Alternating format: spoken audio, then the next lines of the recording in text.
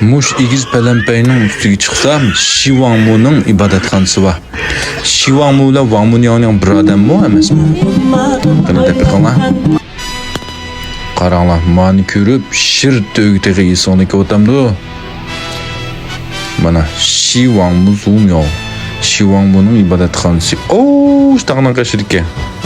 Endi bu yerda manzarni chiroyli, ko'l vaqtida o'ylamanglar, avara yaxshi o'z qat'iy bo'lmay, qaynayotdi ko'l. Tağının bağrı şunçilik qo'rqinchliq o'tirib tushib ketadigan yerda, mana shunday asldagi tor yo'lni sun'iy usulda yasab, mana shunday bexatar holatga akibdi. Lekin havoning issiqligi gap to'g'ri kelmaydi.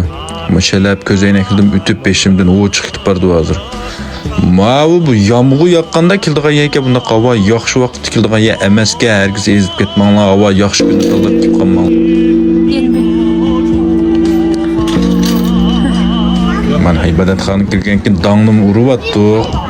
Bu ma'nosidan qolgan qoidasini o'zing tushunmadinglar, buni men bak tushunmaydiganman. Mana endi keldik. Shivangmu qaranglar, bu Daojouning ibodatxonasi jumla. Fojoning emas. Ko'rgansizlar belgini avliyo peshvosining belgisi. Ma 3 toshdagi nim gaplar buni men tushunmadim. Mana avliyo peshvos Taishan Laojunning belgisi. Tushundinglarmi? Bu yerdagi Shivangmu Fojoga tava emas, balki Daojouga tava.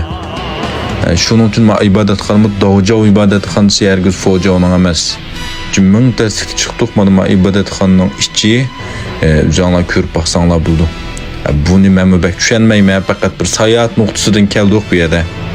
Mana yelpiguvchi va kimga tunudinglarmi? Taishan Laojun avliyo peshvosi degan shu mana. Endi o'tirdik ayol bo'lsa, mana Shivangmu Wangmunyan degan shu. Daojouda Shivangmuning o'rni Taishan Laojundan yuqori o'rin turdi. Endi makimo pingni jo'gizib biqinglar, kimga? Bildinglarmi kimligini? Mana kimga? Nanxay Guanxin Pusa. Men degan Guanxin Pusa avvallik suvara butvatsa, 2 yil 8 yiqin deb. Endi mayada shtag'ning ustida yana bir ibodatxonasi borki, tilak tilaydig'ini. Bu yerga chiqishga mador yetmadi. Yana 399 palampayga chiqsak o'g'dak bu yergachu. Shuningdan ketishda mador yetmay, eriqchilikda Titanic nomli paraxodga o'ltirib, larzon katta piyod ketish qo'shaqmay. Qaranglar tiyinning o'maqligini. Odamlar kunib ketibdi bu tiyinlimi. Bo'lib tashlab bersak, shunda yeb ketdi.